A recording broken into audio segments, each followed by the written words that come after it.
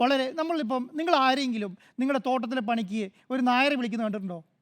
ഒരു നായരെ തോട്ടത്തിൽ പണിക്ക് വിളിക്കുമോ? ഒരു നമ്പൂതിരീനെ തോട്ടത്തിൽ പണിക്ക് വിളിക്കുമോ? ഒരു ക്രിസ്ത്യാനീനെ തോട്ടത്തിൽ പണിക്ക് വിളിക്കുമോ? വിളിക്കില്ല. നിങ്ങൾ ആരെയും വിളിക്കുക? നിങ്ങൾ ആദിവാസീനെയും പട്ടിക വിഭാഗത്തിൽപ്പെട്ടവനെയും അല്ലെങ്കിൽ എന്താണ് ജാതിയിൽ താഴ്ന്നവനെ മാത്രമേ ഉള്ളൂ. ഇന്നും കേരളത്തിൽ ഇത് തന്നെയാണ് നടക്കുന്നത്. എല്ലാ സംവിധാനങ്ങളും ഇത് തന്നെയാണ് നടക്കുന്നത് അല്ലേ? നിങ്ങൾ ഇന്ന് ഏതെങ്കിലും ഒരു വലിയ ഡിപ്പാർട്ട്മെൻറ്റ് സംവിധാനത്തിൻ്റെ തലപ്പത്തേക്ക് ഏതെങ്കിലും പട്ടികജാതി വർഗ്ഗക്കാരനെയോ പിന്നെ അടിച്ചമർത്തപ്പെട്ടവനെയോ താഴ്ന്ന ജാതിക്കാരനെയോ കുറിച്ച് അപ്പോയിൻറ്റ് ചെയ്യുമോ?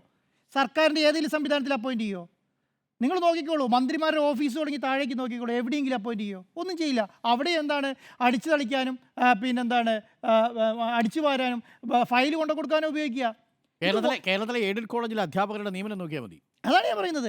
വളരെ കാരണം ഇത് കേരളത്തിൽ ഇമ്പോസിബിളാണ്. ആ സ്ഥലത്താണ് ഒരു സാധാരണ സ്മൃതിയോടെ നേരത്തെ പറഞ്ഞതുപോലെ അവനോട് ചോദിക്കുകയാണ്, പിന്നെ നിങ്ങളെ അച്ഛനും അമ്മയൊക്കെ ശാസിക്കാറുണ്ടോ എന്ന് ചോദിച്ചപ്പോൾ അച്ഛൻ്റെ അമ്മേനും പണിയെന്ന് പറഞ്ഞാൽ രാവിലെ എണീറ്റ് പണിക്ക് പോകും. പണിക്ക് പോയി ഞങ്ങളെ ശാസിക്കാൻ അവർക്ക് നേരമില്ല. ഞങ്ങളെ ശാസിക്കേണ്ടത് ഞങ്ങൾ തന്നെയാണ്.